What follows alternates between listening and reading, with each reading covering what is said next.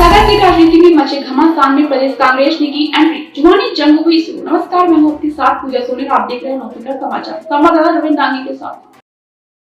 Bharatiya Janata party में लगातार हो रहे विवाद थमने का नाम नहीं ले रहे। वहीं दूसरी ओर भारतीय जनता पार्टी के पूर्व मंत्री भूपेंद्र सिंह और हेमंत कटारे के बीच जुबानी जंग शुरू हो गई।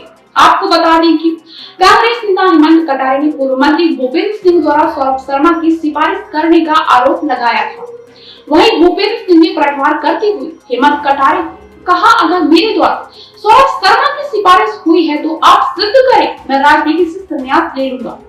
आपको बता दें, सौरभ शर्मा केस में पूर्व मंत्री भूपेंद्र सिंह पर आरोप लगाने वाले विधायक हेमंत कटारे पर रेप केस का गंभीर आरोप लगा। भूपेंद्र सिंह ने मुख्यमंत्री डॉक्टर मोहन यादव और प्रदेश के डीजीपी कैलाश मकवाना एक पत्र लिखा, जिसमें आरोप लगाया गया है कि अटेर विधायक ने पूर्व में एक महिला से दुष्कर्म किया, लेकिन बाद में धन बल का प्रयोग कर एफएसएल रिपोर्ट को पॉजिटिव से नेगेटिव में बदल दिया गया।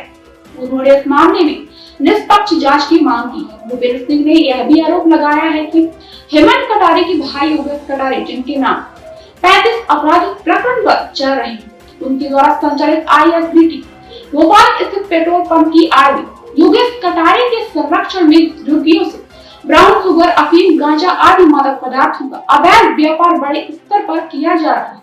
व्यापक जनहित में मादक पदार्थों के अवैध व्यापार की उच्च स्तरीय जांच कराए जाने की कार्रवाई की भी उन्होंने मांग की। वहीं कांग्रेस नेता हेमंत कटारे ने वीडियो जारी कर भूपेंद्र सिंह पर उनको झूठे प्रकरण में फंसाने की बात कही एवं कहा कि मत हो तो आमने सामने की लड़ाई लड़े। साथ ही कहा कि सस्ती लोकप्रियता पाने के लिए यह चिट की बाजी बंद करें। आपको भारतीय जनता पार्टी ने लात मारकर मंत्री पद से हटा ही दिया, अब किसी दिन आपको जनता लात मार देगी। एवं कहा कि मेरे भाई के ऊपर लगे आरोप अगर आप सिद्ध कर देते हैं तो राजनीति से संन्यास ले लूंगा। भूपेंद्र सिंह जी जो पूर्व गृह मंत्री भी रहे हैं, उनकी कायरता का कायल हो गया हूं आज। उन्होंने एक पत्र लिखा है माननीय मुख्यमंत्री जी को और डीजीपी मध्य प्रदेश को, जिसमें कुछ एक एफएसएल का जिक्र किया है कि पॉजिटिव हो गई, नेगेटिव हो गई, भगवान जाने कब पॉजिटिव कब नेगेटिव क्या हो गई। और वो खुद गृह मंत्री थे। पहले तो उन्होंने एक बच्ची का उपयोग करके मेरे ऊपर झूठा केस लगवाया। खुद गृह मंत्री रहते हुए एक केस लगा झूठा, और झूठा केस मैं कह रहा हूं इस आधार पर कि माननीय उच्च न्यायालय ने उस एफआईआर को निरस्त कर दिया। भूपेंद्र सिंह जी के संरक्षण में एफआईआर हुई। अंततः महिलाओं की आड़ में राजनीति करने वालों का सच सामने आ गया और उस व्यक्ति ने, उस महिला ने स्वयं एक इस आशय का शपथ पत्र भी हाईकोर्ट में दिया कि ये जो पूरी कॉन्स्पिरेसी थी, जो षड्यंत्र मेरे खिलाफ रचा गया था, वो भारतीय जनता पार्टी और उनके नेताओं का था। भूपेंद्र सिंह जी अगर थोड़े भी पढ़े लिखे हों तो वो एक अंग्रेजी का एफिडेविट है, उसको पढ़ लेंगे। उसमें लिखा हुआ उनको मिल जाएगा कि ये बीजेपी की कॉन्स्पिरेसी थी। और उस बीजेपी के सदस्य भारतीय जनता पार्टी के सदस्य माननीय भूपेंद्र सिंह जी भी हैं। मैं समझता हूं कि ऐसे बच्चियों के आड़ में मत लगे, तो लड़ा करें, थोड़ा सा मर्द बने और सामने से लड़ने की आदत डालें। एक चीज हो गई। दूसरी बात, जो आपने आरोप लगाए हैं एफएसएल के, आप खुद गृह मंत्री होकर के, उस समय पे आप गृह मंत्री थे जब मेरे पे एफआईआर हुई, आप अपनी पूरी सरकार को खटखड़े में खड़ा कर रहे हैं। साथ ही साथ आप खुद गृह मंत्री बनने योग्य नहीं थे। ऐसा लगता है कि आपको कोई ज्ञान ही नहीं है कानून का। एक एफआईआर जिसको कोर्ट ने निरस्त कर दिया, हाईकोर्ट ने निरस्त कर दिया, क्या उस पर न्यायिक जांच हो सकती है? कौन न्यायालय करेगा भाई? हाईकोर्ट द्वारा निरस्त की गई एफआईआर की उनके नीचे कोई जांच कर सकता है न्यायालय? आप मुख्यमंत्री जी को पत्र लिख के ये जो लेटरबाजी कर रहे हैं, इससे कुछ नहीं होना।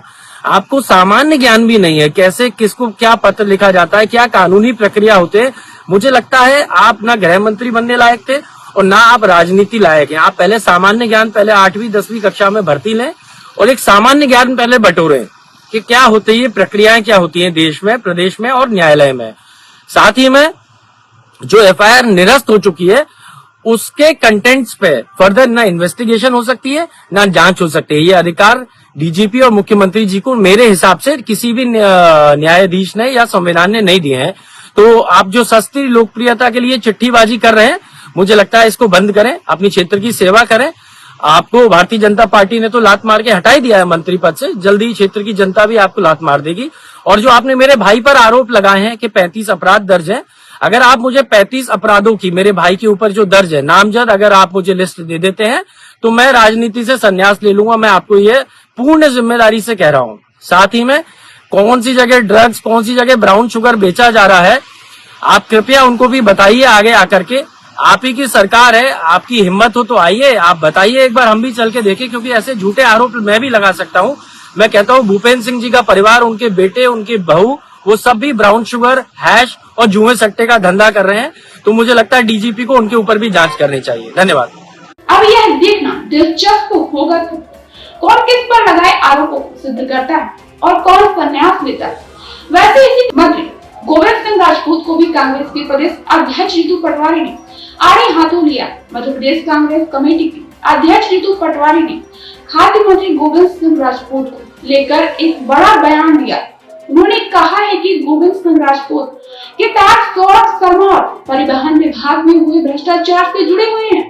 इस मामले की निष्पक्ष जांच की जाना चाहिए। प्रदेश कांग्रेस कमेटी के अध्यक्ष रितु पटवारी ने कहा कि परिवहन विभाग के पूर्व कांस्टेबल सौरभ शर्मा और परिवहन विभाग के भ्रष्टाचार के तहत पूर्व परिवहन मंत्री और मोहन यादव सरकार में खाद्य मंत्री गोविंद सिंह राजपूत से जुड़े हुए हैं। उन पर गंभीर आरोप भी लग चुके हैं। उन्होंने पहले 100 करोड़ की जमीन दान में ले ली और इसके बाद जब गंभीर आरोप लगे तो दान की जमीन वापस लौटा दी। आपको बता दें, आरटीओ के पूर्व आरक्षक सौरभ शर्मा की अनुकंपा नियुक्ति के मामले में बवाल मच गया। सियासत गर्माती जा रही है।